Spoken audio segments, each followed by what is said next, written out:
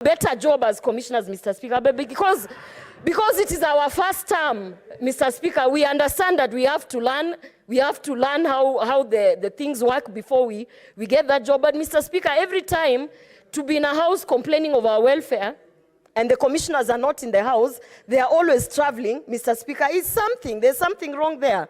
But finally, Mr. Speaker, I want to say this. We are about to close.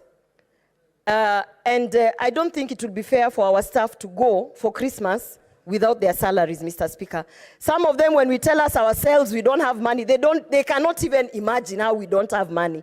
But the truth of the matter is that senators are broke. We don't have money. Some of us, we are owed money in arrears. We are being told, even for those who travel, they are being told that they can travel, but they use their money, they'll be refunded ahead of time. So, Mr. Speaker, maybe what we are also calling for is transparency on that Senate budget, so that we know, even as we sit here, some of us who don't have an operational fund, we can know that, for instance, Senator Sifuna receives X amount of money for the operation of the office, so that we are able to track and oversight ourselves, Mr. Speaker.